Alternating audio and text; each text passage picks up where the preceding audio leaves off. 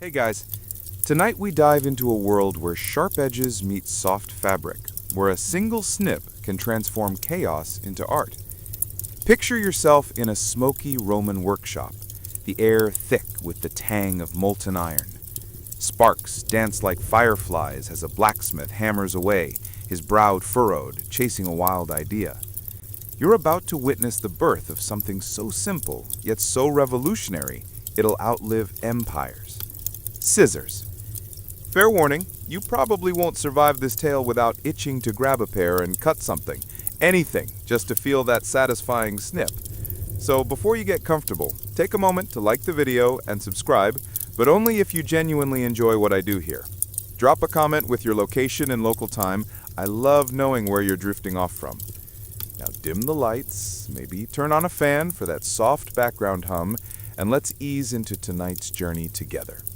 You stand in the heart of Rome, 1st century AD, where the Tiber River hums nearby and the streets buzz with toga-clad merchants. In this cramped workshop, the blacksmith, let's call him Gaius, wipes sweat from his eyes.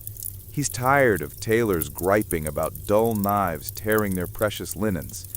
Knives are fine for chopping onions, but fabric? It deserves better. Gaius has been tinkering for weeks, driven by a half-mad vision of two blades moving as one. You watch him heat iron until it glows cherry red, pounding it flat, shaping it with a precision that feels almost sacred. The mainstream fact is clear. Around this time, Romans invented modern scissors, a double-bladed tool joined by a rotating shaft, a leap beyond anything before. But here's the quirky bit. Gaius isn't working alone. His apprentice, a scrawny kid named Lucius, keeps sneaking in ideas like bending the blades just so for a smoother cut. Historians still argue whether the first scissors were a solo stroke of genius or a team effort, with apprentices like Lucius sparking the final design. You see Gaius curse under his breath as another prototype snaps, then laugh when Lucius suggests a sturdier shaft. The workshop smells of charcoal and ambition, and you can't help but grin at their bickering. It's like a buddy cop movie, but with more soot. You lean closer as Gaius drills a hole through two blades, threading a bronze pin to hold them together. He tests the contraption, and the blades pivot with a soft scrape. It's not perfect. The alignment's a bit wonky, like your first attempt at parallel parking, but when Gaius snips a scrap of wool, it parts cleanly, no frayed edges. You feel the weight of this moment. Something new is born. The blades gleam in the firelight, and Gaius mutters, "This'll shut the tailors up." You chuckle. He's not wrong. Tailors, barbers, even gardeners will soon clamor for this tool. But right now, it's just you, Gaius, and Lucius staring at a game changer. The workshop's heat wraps around you like a blanket, and you notice the walls lined with half-finished tools, hammers, chisels, a weird proto-spork thing that never caught on. Gaius's hands, scarred and steady, move with a rhythm that lulls you. He's not just shaping metal, he's reshaping how people work, how they create. You imagine the tailors down the street, still hacking at fabric with knives, unaware their world's about to shift. It's tempting to run out and spill the beans, but you stay put, savoring the quiet before the storm. The scissors, still warm from the forge, lie on the workbench, their edges catching the glow of embers. They're humble, unassuming, but you know they'll carve a path through history. You glance at Lucius, who's doodling blade shapes in the dirt floor, probably dreaming of fame. Joke's on him, nobody'll remember his name, but they'll use his idea from millennia. That's the Roman way. Build something eternal, then get forgotten. You stretch, feeling the workshop's warmth seep into your bones, and wonder what else Gaius might dream up. Maybe a proto-paperclip. Nah, let's not jinx it. For now, the scissors are enough. Their sharp promise whispering of cleaner cuts and bolder creations. You're ready to follow their journey, but first, you linger here, where it all began, in the flicker of a blacksmith's fire. You step out of Gaius's smoky workshop, the tang of iron still clinging to your clothes, and into the bustling streets of Rome. The sun beats down, and you dodge a cart piled with amphorae as you head toward a tailor's shop tucked in a narrow alley. The air hums with the chatter of merchants and the clack of looms. You're here to see what happens when those fresh-forged scissors meet fabric, how they turn a blacksmith's spark into a tailor's triumph. The scissors, with their pivoting blades, are about to make life easier for someone who's been wrestling with knives and frayed edges. You can almost hear the snip already, crisp and clean, like biting into an apple. Inside the shop, you find a tailor named Claudia, her hands deft, but frustrated as she slices linen with a blade that's more butcher than artist. Bolts of wool and silk lean against the walls, dyed in purples and reds that scream wealth. Claudia's muttering about a client who wants a toga fit for a senator by tomorrow. You grin. Deadlines haven't changed in 2,000 years. Then Gaius arrives, his new scissors wrapped in cloth like a sacred relic.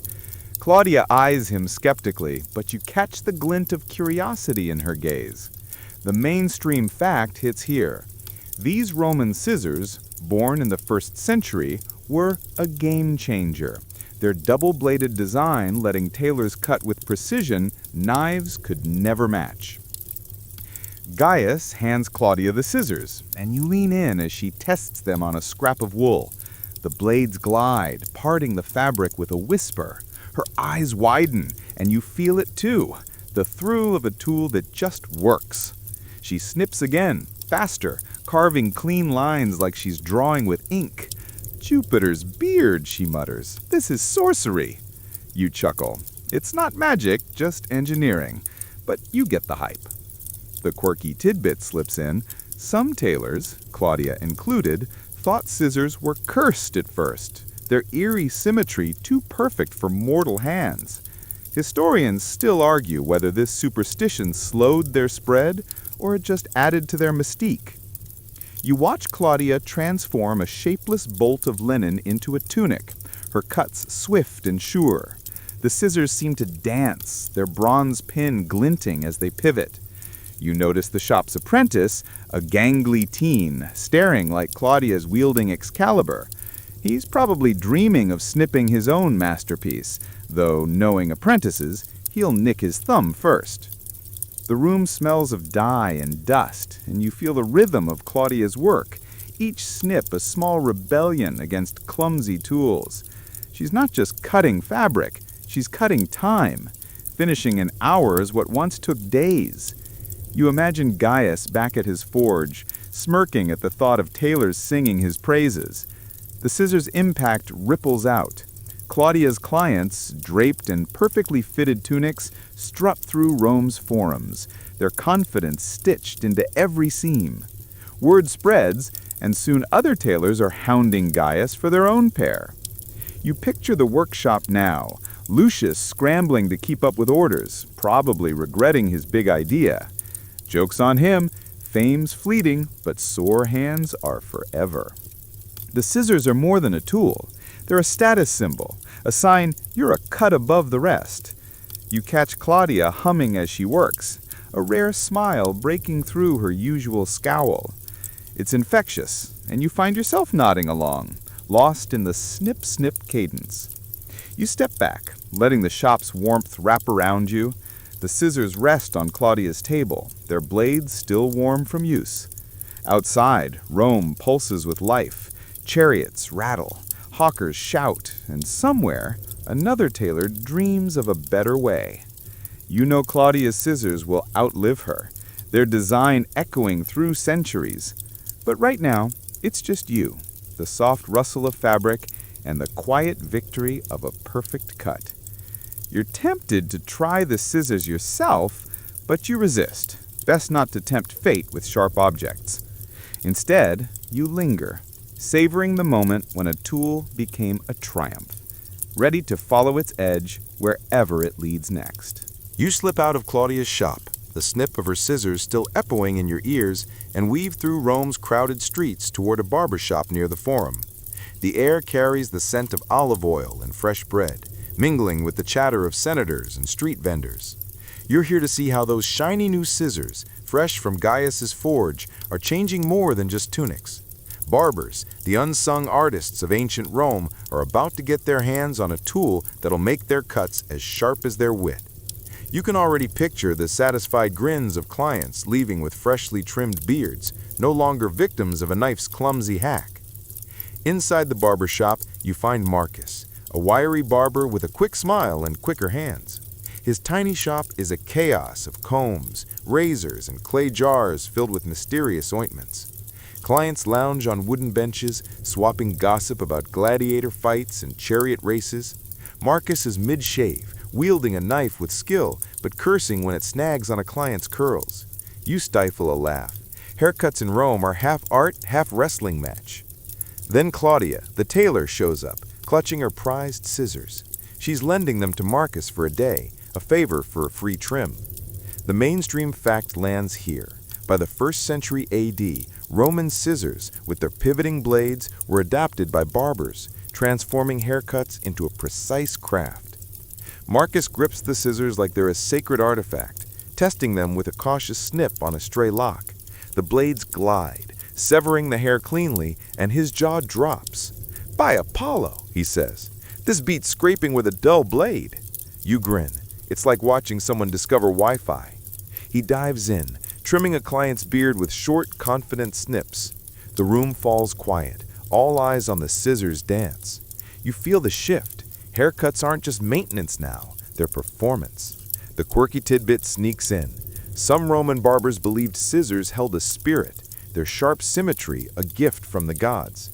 Historians still argue whether this belief fueled their popularity or just made barbers sound like mystics. You watch Marcus sculpt a haircut into a style that screams, "I'm important, but not trying too hard." The scissors move like an extension of his hand, each snip deliberate, like a painter's brushstroke. The client, a portly merchant, checks his reflection in a polished bronze mirror and nods, clearly thrilled. You can't help but think of your last bad haircut, that one stylist who seemed to channel a lawnmower. Marcus, though, is a maestro, and the scissors are his baton. The shop smells of lavender oil and leather, and you settle into the rhythm of snips, the soft fall of hair, the low hum of conversation. It's oddly soothing, like rain on a window. The scissors' impact spreads fast. Other barbers in the shop crowd around, begging for a turn. Marcus, ever the showman, starts charging a sesterce for a premium scissor cut. And you chuckle. He's already monetizing the trend. Joke's on the clients. They're paying extra for what'll soon be standard. You imagine Gaius back at his forge, oblivious to how his invention now shaping Rome's social scene. Beards are sharper, curls are tamer, and barbers like Marcus are the new rock stars. You notice a kid sweeping hair off the floor, eyeing the scissors with awe. He's probably dreaming of his own shop someday, though he'll probably nick a few ears first. You lean against the wall, the shop's warmth lulling you.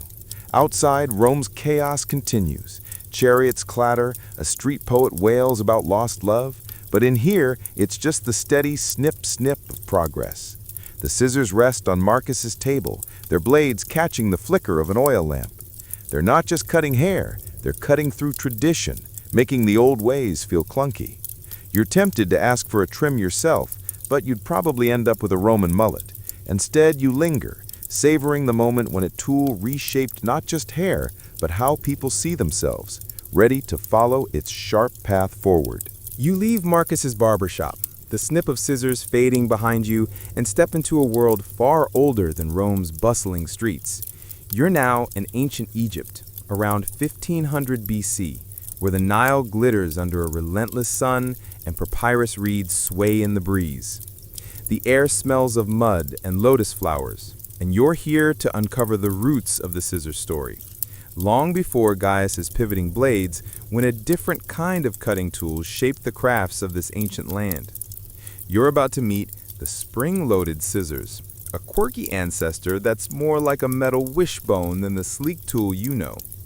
It's a step back in time, but the ingenuity here feels just as sharp. You find yourself in a workshop near the banks of the Nile, where a craftsman named Platahotep hunches over a reed met surrounded by flax fibers and half-woven linen. His hands, calloused from years of work, grip a strange tool. Two bronze blades, connected at their base, forming a U shape that springs back when squeezed. These are Egypt's scissors, and you watch as Ptahhotep presses the handles, making the blades bite through a strip of linen with a satisfying chomp. The mainstream fact lands here: spring-loaded scissors, invented around 1500 BC in ancient Egypt, were used for cutting textiles and papyrus, a precursor to Rome's pivoting design. You lean closer, fascinated by the tool's simplicity. It's not as smooth as Claudia's scissors, but it gets the job done, slicing through flax with a crunch like celery. Ptahhotep's workshop is a sensory overload: baskets of dyed thread, the faint hum of a distant chant, the tang of bronze lingering in the air. He's weaving a burial shroud, his cuts precise despite the tool's clunky feel. You grin, imagining him showing off to Roman tailors who'd probably scoff at the lack of a pivot. The quirky tidbit slips in. Some Egyptian priests use these scissors in rituals, believing their springy snap warded off evil spirits. Historians still argue whether this gave the tool a sacred status or just made priests feel extra dramatic. You watch Ptahhotep snip papyrus for a scroll, his movements rhythmic, almost meditative. The scissors spring fights back with each cut, making his forearms bulge. Using these is a workout, not a breeze. You can't help but think of your own scissors, tucked in a kitchen drawer, taken for granted. Here, they're a marvel, letting Ptahhotep turn raw materials into art. The workshop's apprentice, a kid with kohl-rimmed eyes, fumbles with his own pair, nicking the papyrus. Ptahhotep sighs, and you chuckle. It's like watching a teen fail at parallel parking. Joke's on the kid, he'll master it eventually or end up sweeping the floor forever. The scissors roll here goes beyond cloth. You notice Ptahhotep trimming reeds for basket weaving, each cut clean despite the tool's resistance. Nearby, a woman uses a similar pair to shear wool from a sheep, muttering about the heat.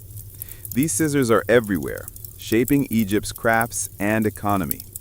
You imagine Gaius, centuries later, unaware he's building on this legacy. The Nile's gentle lap against the shore lulls you, and you feel the weight of time. Egypt's scissors are a quiet revolution, their springy snap echoing through markets and temples. You're tempted to try them yourself, but you'd probably sprain a wrist. Instead, you soak in the scene, the tool's bronze glinting in the sun. You step outside, where the Nile reflects a sky bruised with dusk. Ptahhotep's scissors rest on his mat, their blades sprung open, ready for the next cut. They're not as refined as Rome's, but they're proof that humans have always chased better tools, better ways to shape their world. You think back to Claudia's swift snips, Marcus's precise trims, and realize Egypt laid the groundwork.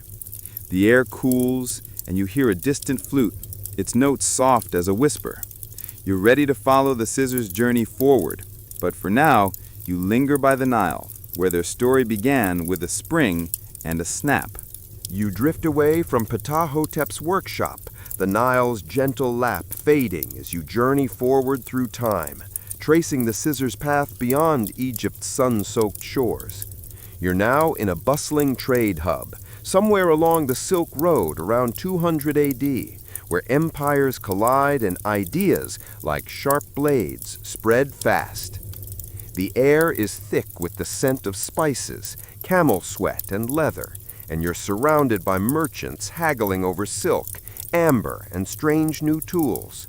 You're here to see how scissors, both Egypt's springy kind and Rome's pivoting marvel, evolve as they travel across cultures, their blades cutting through borders as easily as cloth.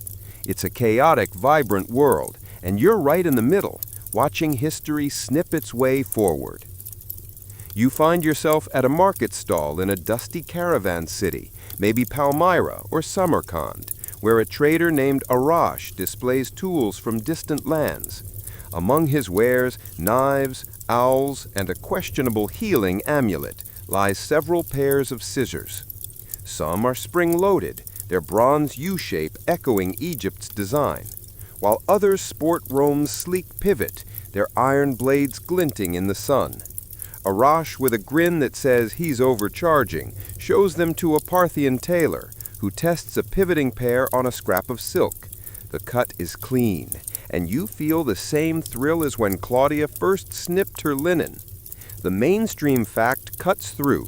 By the early centuries AD, scissors sprayed across the Roman Empire and beyond, carried by trade routes to Persia, India, and even China, adapting to local crafts. You watch Arash barter, his hands waving like he's conducting an orchestra. The tailor, skeptical but impressed, trades a bolt of saffron-dyed cloth for the Roman-style scissors. You smirk. Arash probably threw in a tall tale about the blades being forged by Vulcan himself. The quirky tidbit emerges. Some traders claimed scissors were lucky, their dual blades symbolizing harmony between earth and sky.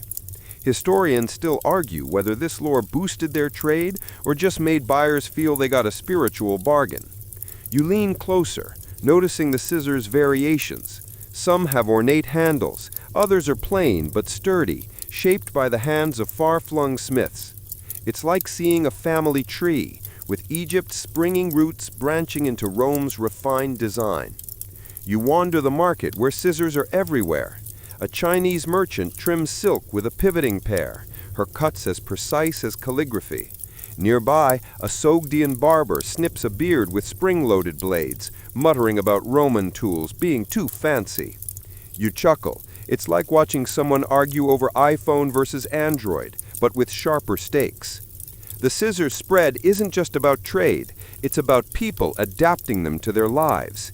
In India, they're cutting cotton for saris. In Persia, they're shaping leather for armor. You imagine Gaius and Ptah-hotep, worlds apart, unaware their ideas are mingling here, their tools evolving in ways they couldn't dream. The market's energy pulls you along, dust kicking up under your feet. You pause at a stall where a blacksmith tweaks a scissor design, adding a slight curve to the blades for better grip. It's a small change, but you know it'll ripple outward, making cuts smoother for some tailor in a distant city. Joke's on the blacksmith. He's tinkering for free, while Arash pockets the profits. The air hums with possibility, and you feel the scissors' journey gaining momentum, their blades carving a path through empires. You're tempted to haggle for a pair yourself, but you'd probably end up with that dodgy amulet instead. For now you linger, soaking in the clash of cultures, the glint of blades, and the quiet power of a tool that's outlived kingdoms. You step back, the market's noise softening as dusk settles. The scissors, whether springy or pivoting, lie on Arash's stall, their edges catching the last light. They're not just tools anymore. They're travelers, carrying human ingenuity across deserts and seas. You think back to Claudia's swift cuts, Marcus's precise trims, Ptah-hotep's steady snaps, and see the thread connecting them all. The world's bigger now, and so's the scissor story. You're ready to follow their final chapter, but you pause, letting the market's rhythm, snips, shouts, and the clink of coins lull you into the next step of the journey. You step away from the dusty Silk Road market, the clink of Arash's coins and the glint of his scissors fading as you glide forward in time, landing softly in a quiet moment of reflection. You're no longer bound to a single place or era. You're standing at the edge of history, looking back of the journey of scissors, from Egypt's springy bronze to Rome's pivoting iron to the far-flung markets of empires. The air feels still, almost reverent, as you trace how this humble tool has shaped lives, crafts, and cultures, its sharp legacy cutting through centuries. You're here to see how scissors, born in a blacksmith's spark, became a quiet force, their snip echoing in workshops and homes, even today. The story's winding down, but its edge is still sharp. Picture yourself in a cozy room, maybe your own, with a pair of scissors on the table, sleek, stainless steel, their handles molded for comfort. You pick them up, feeling their familiar weight, and think of Gaius hammering in his smoky forge, Claudia snipping her linen, Ptah-hotep wrestling his springy blades. The mainstream fact anchors you. Scissors, evolving from Egypt's 1500 BC spring design to Rome's 1st century pivot, became a cornerstone of craftsmanship, their basic form unchanged for millennia. You snip the air just for fun, and the crisp sound feels like a handshake with history. These blades are heirs of an ancient lineage, their DNA forged in fire and trade. You imagine a medieval tailor in Damascus, a Renaissance barber in Florence, a modern seamstress in Tokyo, all wielding scissors descended from Gaius's design. Each snip carries the same promise: precision, control, creation. The quirky tidbit slips in. In some medieval guilds, master tailors pass down ornate scissors as symbols of rank, like a knight's sword. Historians still argue whether this was pure ceremony or a flex of professional pride. You smile, picturing a tailor strutting with a gilded pair, probably overcompensating for a bad hemline. The thought's soothing, like the soft hum of a fan in the background, and you feel the weight of scissors' quiet endurance. You wander through time in your mind, seeing scissors shape not just cloth or hair, but entire trades. They're in the hands of surgeons stitching lives, artists cutting paper into delicate silhouettes, kids crafting lopsided snowflakes. You think back to Marcus's barber shop, where a clean trim boosted a merchant's swagger, where the Silk Road, where a Parthian tailor marveled at a new tool. Joke's on us, modern folks, we take scissors for granted, tossing them in drawers with pens and rubber bands, but they've outlasted empires. Their simplicity is their strength, a design so perfect it barely needed tweaking. You glance at your scissors again, their blades catching the light, and feel a strange kinship, like meeting an old friend who's seen it all. The pace slows now, the world softening around you. You're not in a bustling market or a smoky forge anymore, just a quiet space where the story of scissors feels like a gentle lullaby. Their journey from Egypt's Nile to Rome's alleys to every corner of the globe is a reminder of human ingenuity, of how a small idea can cut through time. You set the scissors down, their edges still, their work done for now. The room is calm, the air cool, and you can almost hear the faint snip of history settling into place. Let the day's noise fade. Let the worries slip away like trimmed threads. You're safe here, wrapped in the story of a tool that shaped the world one cut at a time. Close your eyes, breathe deep, and let the rhythm of that soft snip carry you towards sleep, where dreams might weave their own patterns, sharp and true.